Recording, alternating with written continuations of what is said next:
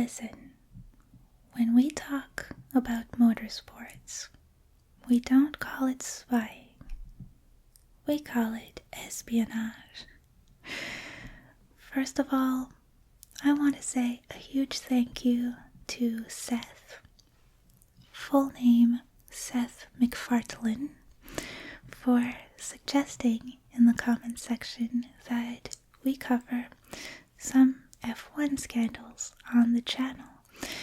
And actually quite a few of you voted in yesterday's poll. I was pleasantly surprised to decide which F1 scandal we would talk about first. And that is what today's video is. We are talking about the 2007 Spygate scandal in F1. And basically, the whole, just, to spoil everything right now, this story results in the biggest fine ever issued in the world of sports. So you're gonna want to stick around, and let's get started. The essential background is that at Ferrari, there was this chief mechanic. His name is Nigel Stepney, and he was a pretty big deal for Ferrari. He was part of a so-called dream team that really turned Ferrari around in the late 90s. But by sort of the mid to late 2000s, Stepney had become unhappy at Ferrari. He didn't feel as though the structure of the organization really worked for him.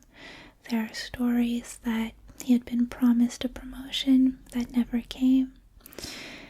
And in fact, in February of 2007, Stepney publicly stated that he was looking to step away from Ferrari.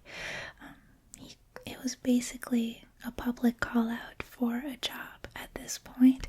He said that he wanted to move forward with his career, and that opportunity did not present itself at Ferrari.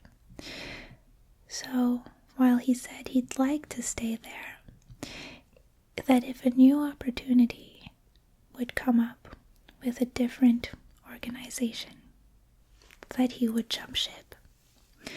So Ferrari actually responded quickly. They wanted to keep Stepney. Within a matter of weeks, they had reorganized, and Stepney moved into the role of head of team performance development. So you'd think everything is fine and squared away, right? But only 4 months later, in June of 2007, Ferrari fired Stepney, and the Modena district attorney in Italy launched a criminal investigation. So what happened?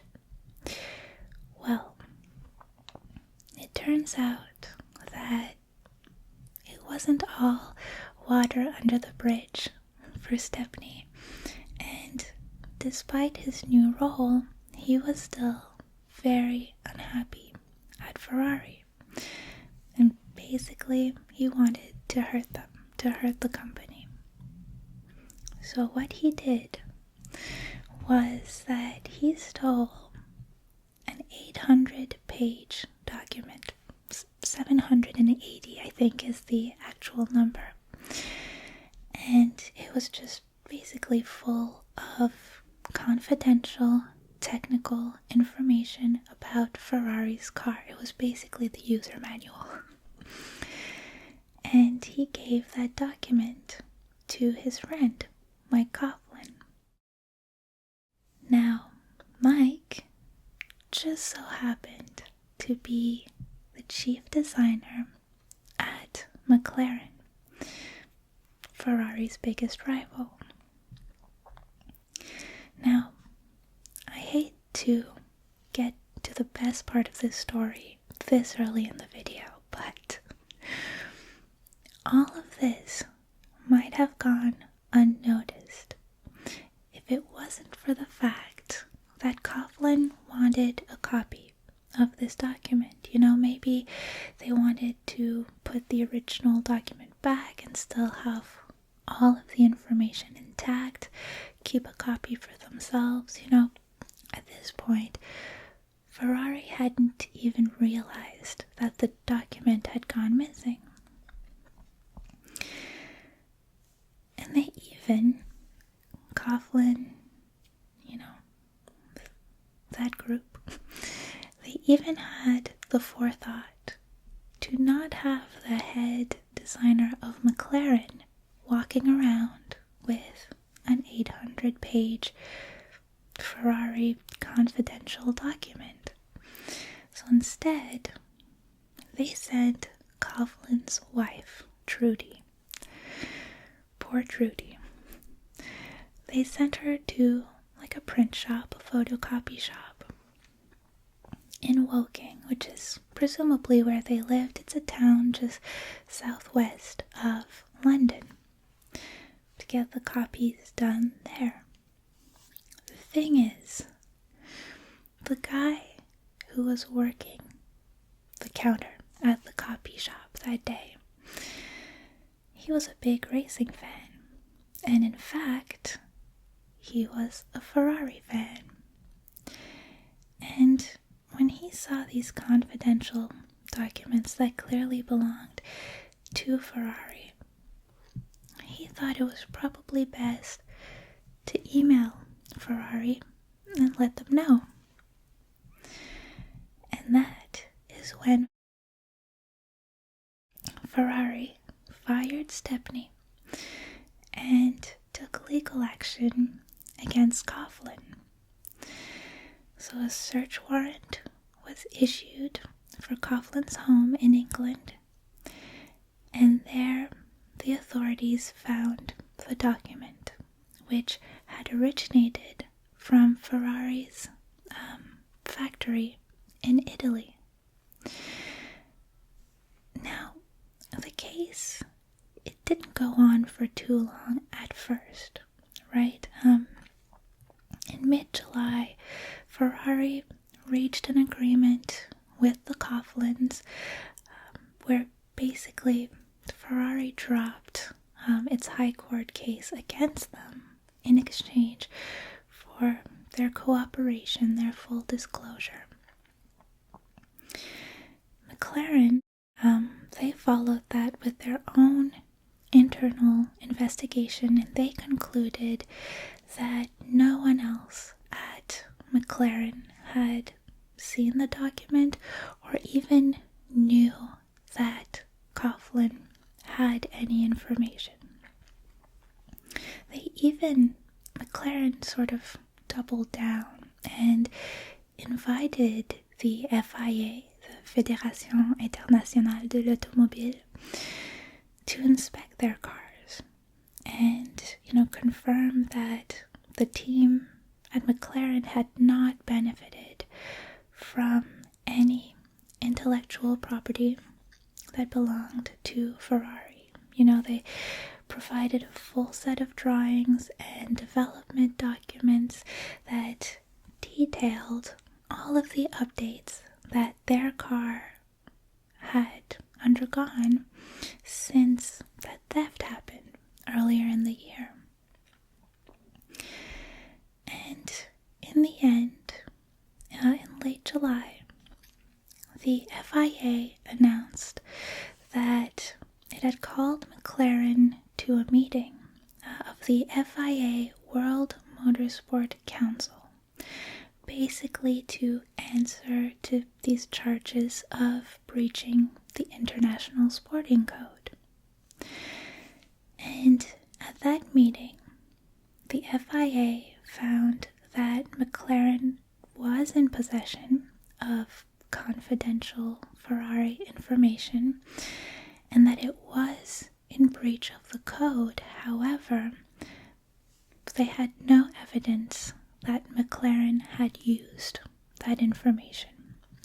So, no punishment was handed down to them. And as you can imagine, Ferrari was furious. They appealed the decision. So, basically, it was going to be taken to their court of appeal later that year, I think in September. So now all of a sudden, it's becoming no longer about just these two wrongdoers, one on either side, but it's getting more personal between Ferrari and McLaren. Remember, these were rivals, right? And so instead of both organizations just sort of agreeing that fine, we both had a bad apple in our ranks and they've been found and they've been sort of removed. Instead of agreeing to that, they sort of used this espionage, this theft, as, fuel to the fire of their rivalry. They could have let it rest. So, in August, Ron Dennis, he was like the big boss at McLaren. He writes an open letter accusing Ferrari of giving a false version of events, basically. And to add to that, he claims that the car that Ferrari used at the 2007 Australian Grand Prix, which they won in March of that year, that car was illegal. Now here's the thing. McLaren actually learned about Ferrari using this illegal part for their car for the Australian Grand Prix from Nigel Stepney, the guy who stole the documents from Ferrari. But McLaren said that that information about the illegal part in the car for Australia, that information that Stepney shared counted as whistleblowing. So it was all fair, it wasn't breaking any code.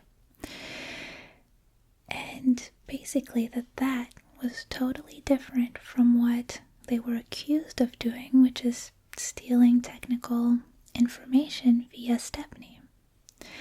And, they said that after they got this information, that they told Coughlin at McLaren to stop interacting with Stepney, to cease contact. And so McLaren said that Ferrari was trying to sort of blur the lines between the whistleblowing that McLaren was aware of with, Coughlin's possession of that 800-page document, which McLaren says that they were not aware of. So, McLaren's accusing Ferrari of blurring the lines. We did know about the whistleblowing. We did not know about the legal stuff. Now, meanwhile, the Hungarian Grand Prix is happening. McLaren's drivers, this is a little tangent that becomes very important. McLaren's drivers are Lewis Hamilton and Fernando Alonso. Now, long story short, Hamilton disobeys a team instruction which affects Alonso negatively. So then Alonso gets back at him basically by holding him up in the pit lane during the qualifying. So all this to say, there's trouble in paradise at McLaren between these two drivers. That's another story that we could really get in deep on. And so Alonso ends up meeting with Ron Dennis, and he demanded that basically McLaren run Lewis Hamilton out of fuel during the race, sabotage their own racer, and basically threatens to leak email exchanges between him and another McLaren test driver, Pedro de la Rosa, and Coughlin to the FIA if he doesn't get his wish. So then Ron Dennis takes, he wants to get rid of Alonso. So he goes to Max Mosley, who was the president of the FIA, and he tells him about the conversation he had with Alonso. He said, Alonso is threatening to leak emails if he doesn't get his way. But he tells Mosley that it's an empty threat, that there's no information to leak, and that McLaren has told the FIA everything they know. What I should add, though, and what Dennis maybe did not consider, is that Mosley and Dennis actually despised each other. And Mosley wanted to see Dennis out of the sport. And so now he saw an opportunity, right? The president of the FIA thinks if there's a slim possibility that there is more information out there, he wants to find out, because it would be huge trouble for Dennis. So on September 5th, 2007, the FIA announced that it received new evidence regarding the case and that it would reopen the investigation the following week. Now remember earlier I mentioned that Ferrari had appealed the decision. Well, the investigation being reopened would replace the appeal hearing. So the FIA requested to speak with the three McLaren drivers, Alonso, Hamilton, and De La Rosa, to get more evidence in the investigation. They have reason to believe that at least Alonso and probably De La Rosa have more evidence. And in return, the FIA promised the drivers that they wouldn't go after them for any of the information that they confessed in the investigation. They basically promised them immunity. But they were warned that if it later came out that they had withheld information, withheld evidence during the investigation, that there would be consequences for those drivers. And what those conversations with the drivers led to was, amongst other things, that $100 million record-breaking fine. There's this piece of lore that exists that Mosley told Dennis that $5 million of the fine was for McLaren's actions, and that the other $95 million was for him being stupid. That being said, Alonso and Hamilton, they had been promised immunity, so they were allowed to race in the Drivers' Championship. And then, whenever McLaren won a race that year, McLaren McLaren representatives were not allowed on the podium. Only the single driver was allowed on the podium. Then, the next day, I love how petty this gets. Dennis, to try to sort of save face, he comes out in the media and says, "Oh, I'm actually the one who alerted the FIA that more evidence existed." The very next day, Mosley responds and says, "No way. Dennis actually assured us that there was no more incriminating evidence, that it was all empty threats, and that Alonso was actually the one who provided the information to the FIA." So in the end, in December 2007, McLaren issued a press release, and the release basically said that the COO of McLaren, Martin Whitmarsh, sent a letter to the FIA in which the team at McLaren accepted that a number of McLaren employees had access to the Ferrari confidential information, and they basically apologized.